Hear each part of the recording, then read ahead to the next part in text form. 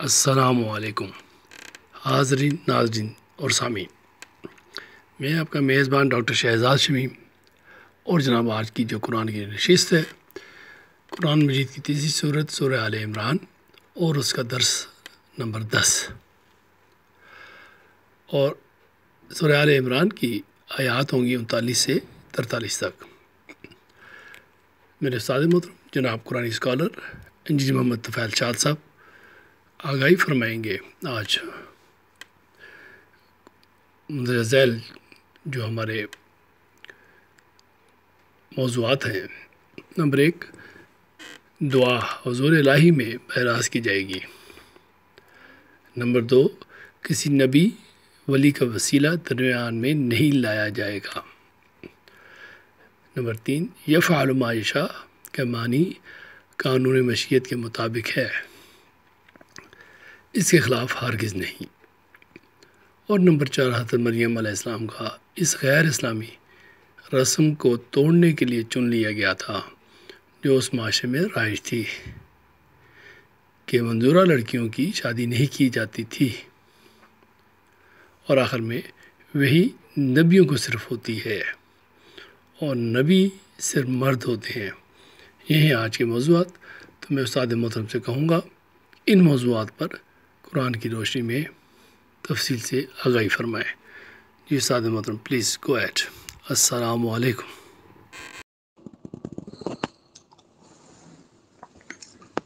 بسم اللہ الرحمن الرحیم۔ آج 8 فروری ہے، سن ہے 2023 اور دن ہے بدھ کا۔ میں ہوں محمد طفیل شاد۔ حاضرین سامعین السلام علیکم۔ سورہ العمران جو کہ قرآن کریم کی تیسری سورت ہے، اس کا تسلسل ہے اور آج اس کا 9واں درس ہے۔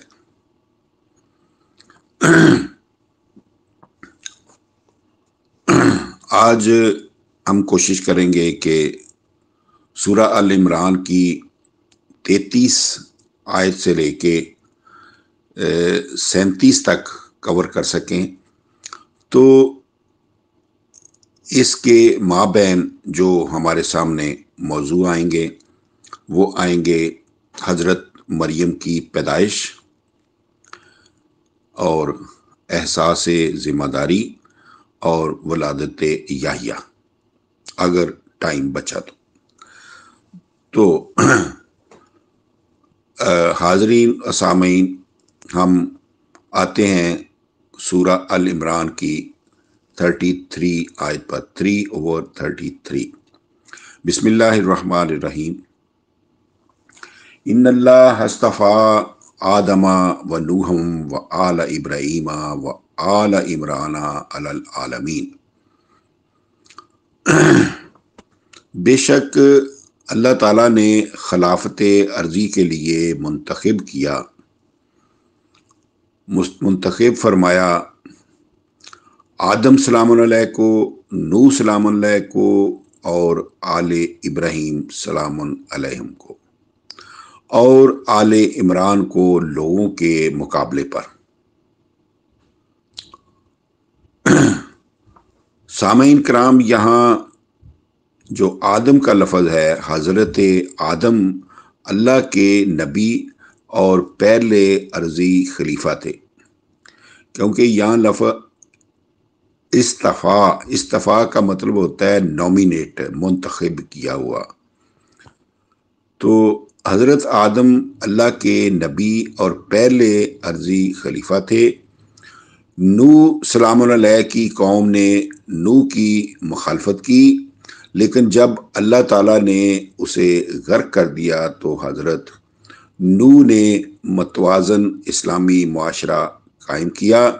ظاہر ہے کہ انہوں نے جو طوفان کے بعد بستی بسائی تھی، اس میں جملہ اہل بستی کا خوراک، لباس، علاج اور رہائش کا مساویانہ حق تسلیم کیا گیا تھا، آل ابراہیم کے متعلق سورہ النساء میں ارشاد ہوا ہے وَآتَيْنَهُمْ مُلْكًا عَظِيمًا 4/54 4/54 ہم نے آل ابراہیم کو ایک عظیم حکومت عطا فرمائی اور حضرات موسیٰ اور داؤد سلام علیہم آل ابراہیم کے چشم و چراغ تھے، اور اسی طرح آل عمران میں حضرت عیسیٰ سلام علیہ نے بنی اسرائیل کو شکست دے کر ایسی سلطنت قائم کی تھی کہ جس میں نظام ربوبیت کی روح سے سب کا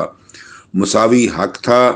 حضرت مسیح کی جنگ کا ذکر جو ہے وہ 61/14 61/14 میں آیا ہے، جس کی تفصیل جو ہے وہ 2/87 میں موجود ہے سورہ البقرہ میں۔ ملاحظہ فرما کر آپ تسلی فرما لیں۔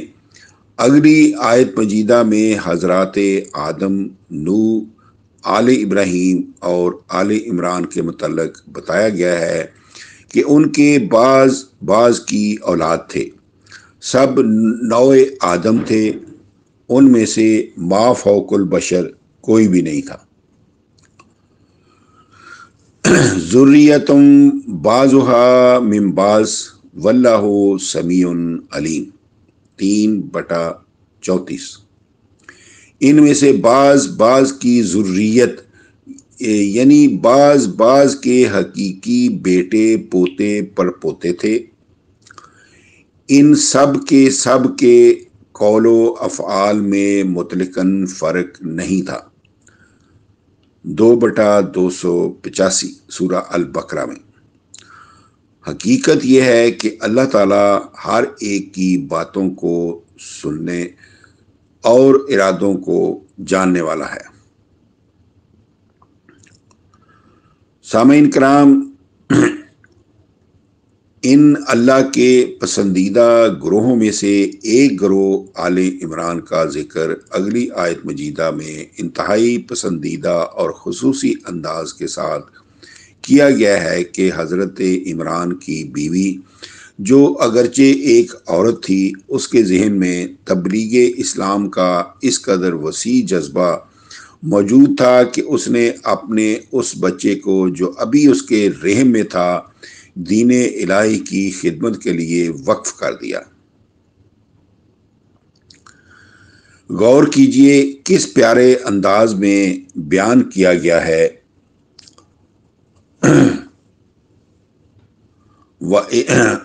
اِذ قالت امرأۃ عمران رب انی نذرت لک ما فی بطنی محررا فتقبل منی انک انت السمیع العلیم 3/35 وہ وقت قابل ذکر ہے جب زوجہ عمران نے حضور الہی میں عرض کیا، اے میرے رب، اے میرے پروردگار، بلا شبہ میں نے اپنے اس بچے کو جو میرے پیٹ میں ہے اپنے حقوق سے آزاد کر کے تیرے دین کی خدمت کے لیے تیری نظر کر دیا، پس تو میرا یہ حقیر نذرانہ قبول فرما، بلا شبہ تو سننے والا، جاننے والا ہے، تو میرے الفاظ کو سنتا اور میری نیت کو جانتا ہے۔ سامعین کرام، جیسا کہ اگلی آیت سے عیاں ہوگا کہ یہ بچہ جسے پیدائش سے پہلے ہی دین اللہ کے لیے وقف کر دیا گیا تھا حضرت مریم تھی۔ آیت مجیدہ میں ان کی والدہ کے لیے امرات و عمران کے الفاظ آئے ہیں۔ امرات کا لفظی بیوی کے لیے آتا ہے، جیسے امراتا فرعون، امراتا نوح وغیرہ، لیکن یہاں پر یہ مغالطہ رفع کرنا ضروری ہے کہ آیت مجیدہ کے الفاظ کے مطابق حضرت مریم کی والدہ عمران کی بیوی تھی، تو حضرت مسیح عمران کے نواسے ثابت ہوتے ہیں۔ لیکن آل عمران کے لفظ کے مطابق آپ عمران کی ذریت سے تھے، نواسے نہیں تھے۔ اس لیے ثابت ہوتا ہے کہ والدہ مریم کے شوہر عمران آل عمران کے ایک فرد تھے، جن کا نام ملکی رواج کے مطابق دادا پردادا کے نام پر عمران رکھا گیا تھا، جیسا کہ آیت مجیدہ 19/28 میں سورہ مریم میں مریم کو یا اختہ ہارون کہا گیا ہے۔ یہ ہارون اپنے اس بڑے بزرگ حضرت ہارون کی آل میں سے تھے جو حضرت موسیٰ کے بھائی تھے۔ نیز حضرت مریم کے شوہر یعنی حضرت مسیح جن کے بیٹے تھے، وہ بھی اپنے بڑے بزرگ عمران کی اولاد میں سے ثابت ہوتے ہیں۔ میں پھر دہرا دیتا ہوں، حضرت مریم کے شوہر یعنی حضرت مسیح جن کے بیٹے تھے، وہ بھی اپنے بڑے بزرگ عمران کی اولاد میں سے ثابت ہوتے ہیں۔ پس اس طرح حضرت مسیح اپنے اس بڑے بزرگ حضرت عمران کی آل میں سے تھے، جن کا ذکر آل ابراہیم کے بعد آل عمران کے الفاظ میں آیا ہے۔ یہاں آل کا معنی اولاد ہے، کیونکہ آل ابراہیم سے بھی ان کی اولاد مقصود ہے۔ حضرات داؤد، سلیمان، موسیٰ سلام علیہ، جنہیں خلافت ارضی عطا کی گئی تھی۔ اب آتا ہے حضرت مریم کی پیدائش۔ زوجہ عمران کا خیال تھا کہ اس کے ہاں لڑکا پیدا ہوگا، لیکن وہ بچہ جب پیدا ہوا تو وہ لڑکی تھی۔ اس پر اسے کچھ خفت تو محسوس ہوئی، مگر اپنے وعدے کے مطابق لڑکی ہی کو خدمت دین کے لیے پیش کر دیا۔ فلما وضعتها قالت رب انی وضعتها انثى واللہ اعلم بما وضعت وليس الذکر کالانثى وانی سمیتها مریم وانی اعیذها بک وذریتها من الشیطان الرجیم۔ 3/36 3/36۔ پھر جب زوجہ عمران نے اسے جنا تو وہ لڑکی تھی۔ اس نے کہا، اے میرے پروردگار، اے میرے رب، میں نے لڑکی جنی ہے۔ حقیقت یہ ہے کہ اللہ خوب جانتا ہے جو کچھ اسے جنا۔ اس کا ذہنی بیٹا اس بیٹی کے برابر نہیں ہو سکتا تھا۔ زوجہ عمران نے کہا، میں نے بچی کا نام مریم رکھا ہے، اور اے میرے پروردگار، بے شک میں اسے اور اس کی اولاد کو شیطان مردود کے شر سے بچانے کے لیے تیری پناہ میں دیتی ہوں۔ سامعین کرام، آگے بڑھنے سے پہلے یہ بتانا ضروری ہے کہ مندرجہ بالا آیت مجیدہ کے ترجمہ میں کچھ الفاظ جو ہیں مترجہ ہیں، قابل اعتراض ہیں، جنہیں اللہ تعالیٰ نے وضاحت فرما دی ہے کہ زوجہ عمران کے ہاں پیدا ہونے والی لڑکی اس کے ذہنی لڑکے سے بہتر تھی۔ یہ اس لیے کہ مریم منظورہ تھی۔ منظورہ کا مطلب ہے جو نظر کی گئی تھی، جیسے منت مانی جاتی ہے اس کو نظر کہتے ہیں۔ تو مریم منظورہ تھی جس کے ذریعے اللہ تعالیٰ اس معاشرے کی اس غیر اسلامی رسم کو توڑنے والا تھا جو منظورہ لڑکیوں کی شادی میں حائل تھی۔ مریم وہ پہلی منظورہ تھی جس کی شادی کے ذریعے جہالت کی مذکورہ رسم توڑی گئی۔ چنانچہ والدہ مریم کا نذرانہ قبول کیا گیا، اور قبولیت کی سند کے طور پر اگلی آیت مجیدہ میں بتایا گیا ہے کہ کفالت مریم کے بہت سے دعوے داروں کے باوجود مریم منظورہ حضرت زکریا کی کفالت میں آئیں، جنہوں نے ان کی بہترین تربیت فرما کر انہیں بہترین معلمہ بھی بنا دیا تھا۔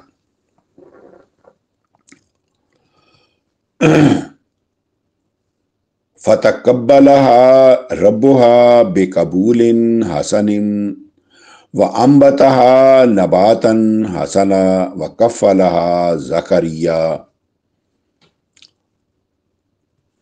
پھر مریم کو اس کے پروردگار نے اس کی ماں کے اچھے نذرانے کے طور پر قبول کیا اور اس کی اچھے طریقے سے پرورش فرمائی۔ حقیقت یہ ہے کہ مریم کی کفالت زکریا نے کی تھی۔ احساس ذمہ داری۔ مریم جوان ہو گئی تو حضرت زکریا نے انہیں ایک الگ محراب میں مقیم کر دیا جہاں ان کے پاس صرف عورتیں ہی آتی اور دین سیکھا کرتی تھیں۔ اس طرح وہ مریم کے لیے کھانے کی کچھ چیزیں لے آتی تھیں۔ زکریا سلام علیہ ان کی خبر گیری کے لیے ان کے پاس آتے تو پوچھتے کہ مریم یہ چیزیں تمہارے پاس کہاں سے آتی ہیں؟ آپ فرماتی شاگردہ عورتوں کے ذریعے اللہ تعالیٰ بھیج دیتا ہے۔ اس واقعہ کو قرآن کریم نے اس انداز میں پیش کیا ہے۔ کلما دخل علیہ زکریا المحراب وجد عندها رزقا قال یا مریم انا لک ھذا قالت هو من عند اللہ ان اللہ یرزق من یشاء بغیر حساب۔ حضرت زکریا مریم رضی اللہ تعالی عنہا کے پاس محراب میں جاتے تو ان کے پاس کھانے کی چیزیں پڑی ہوئی پاتے۔ آپ پوچھتے مریم یہ رزق تیرے پاس کہاں سے آتا ہے؟ وہ کہتی اللہ بھیج دیتا ہے۔ بلا شبہ اللہ تعالیٰ جسے اجرت کے پیمانوں کے ساتھ ناپے بغیر یعنی رزق بغیر حساب دیتا ہے، اپنے قانون مشیت کے مطابق ہی دیتا ہے۔ حضرت زکریا کا مذکورہ بالا سوال انا لک ھذا اس چیز کی خبر دیتا ہے کہ آپ پر جو کفالت مریم کی ذمہ داری ڈالی گئی تھی آپ اسے ہر وقت نگاہوں کے سامنے رکھتے۔ نیز اس سے یہ بھی ثابت ہوتا ہے کہ حضرت مریم بہترین معلمہ اور مبلغہ بن چکی تھی اور سن بلوغ کو پہنچنے تک عورتوں کی تبلیغ اور درس و تدریس کا کام سنبھال چکی تھی۔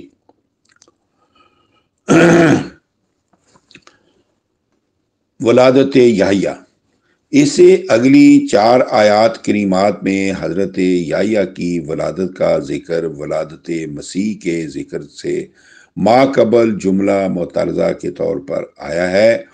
حقیقت یہ ہے کہ ولادت مسیح کے ساتھ ولادت یحییٰ کا ایک خاص تعلق ہے جس کے ذکر آگے اپنے مقام پر آ رہا ہے۔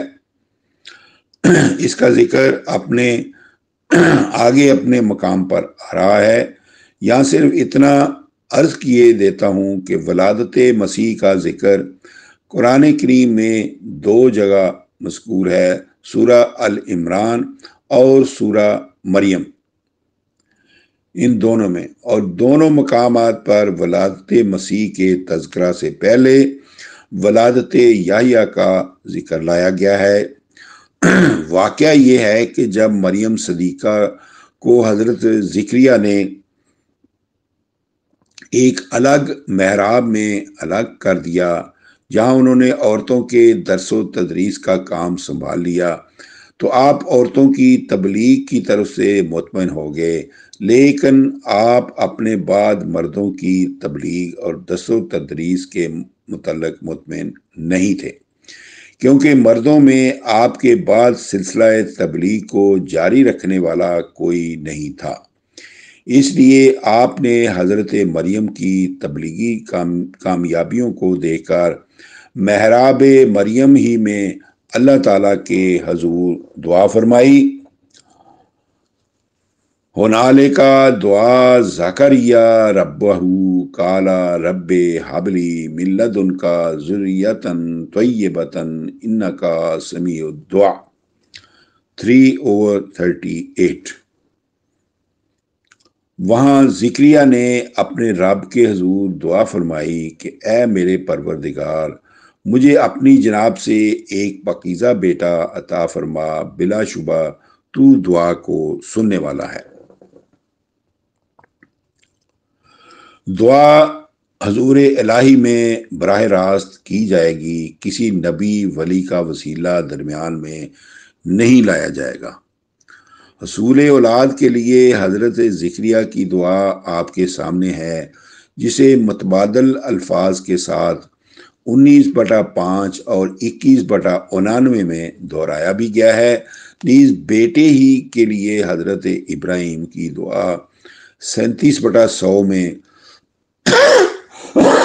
मज़कूर है, लेकिन ना हज़रत इब्राहिम अपनी दुआ में अपने बुजुर्ग हज़रत नूह के वसीला लाए थे, ना हज़रत ज़िक्रिया ने अपने बुजुर्ग हज़रत इब्राहिम का वसीला पेश किया था। इससे साबित होता है कि दुआ में किसी नबी वली का वसीला लाना खिलाफ इस्लाम है। और बात भी बड़ी सीधी सी है कि जब हज़रत इब्राहिम और ज़िक्रिया सलाम अलैह जैसे नबी खुद अल्लाह ताला के मोहताज थे और खुद उससे बेटे मांगते थे, तो फिर वो वसीला किस तरह हो सकते हैं। अब आज का दर्स जो है वो सामीन कराम यहाँ पर इख्तिताम पजीर होता है। अगला दर्स हम सूरा अल इमरान के 39 आयत से करेंगे। तो आज का इतना ही। वमा अलैना इल्लल बलाग फी अमानिल्लाह। अल्लाह हाफिज़। खातिन हज़रात, इसी के साथ ही आज का सेशन अपने इख्तिताम को पहुँचा। 11वें सेशन के लिए, 11वें दर्स के लिए सूरह आल इमरान की जो कुरान की तीसरी सूरत है, उसके लिए हाजिर होंगे जल्दी आपकी खिदमत में। तो इजाज़त दीजिए। पाकिस्तान जिंदाबाद।